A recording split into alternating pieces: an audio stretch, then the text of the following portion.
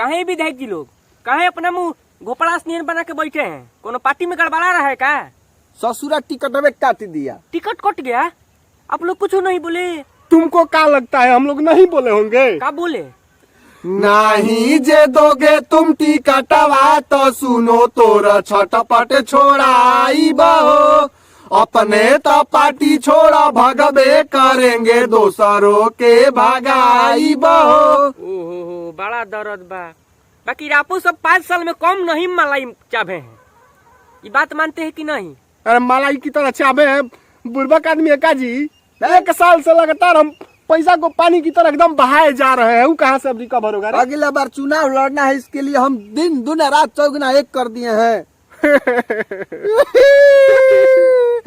कहाँ कहाँ से पैसा जुटाईनी, जवन न करे कुकुर तवन भी कईनी, टूटी जे सपना बने वाला विधायक तार पार्टी भाषाई बहो, अपने तो पार्टी छोड़ा भगबे करेंगे दोसरों के भगाई बहो। ये महाराज जाने दीजिए, आप दूसरों को बनने दीजिए। कार्यकर्ता सब जमीनी पे रगरौल खेल रहा है, आप ही लोग बनेंगे।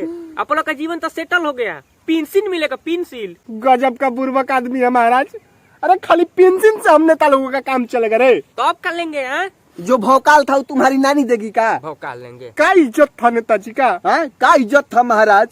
कोनो थाना में फोन कर देते थे तो दरोगा बोलते थे जी बोलिए विधायक जी। जब डांटते थे ना तो थर थर थर थर थर थर थर थर कांप के हड़क जाता था, मुर्गा बन जाता था महाराज। अरे नेताजी एसपी को फोन मार देने पर चौकड़िया करने लगता था। क्या इज्जत था महाराज। लेकिन सोचे थे कि इस बार जीतेंगे ना तो थाईलैंड में जाके थाई मसाज करवाएंगे, बैंकॉक मॉरिशस सब घूमेंगे। इस ससुरा मैं सपने में तुर दिया हम लोग का ये दादा।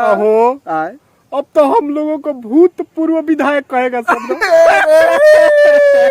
कहीं मंच में ऐसे अनाउंस करेगा कि भूतपूर्व विधायक जी आ रहे हैं। सारा भौकाल खत्म हो गया। अब तो टिकट कट गए तो का उखाड़ लेंगे? अब क्या होगा?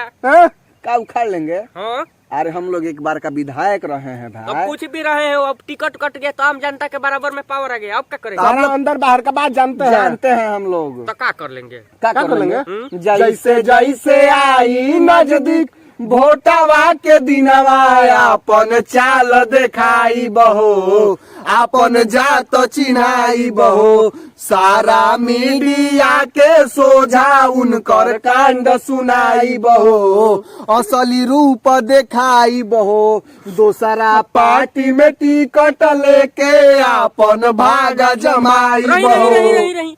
अब बाई दवे वो पट्टी वाला टिकट नहीं देगा तब क्या होगा? ना तो वही जो से जाई बहो। हाँ? अरे नहीं, हम लोग नेता है में रहे।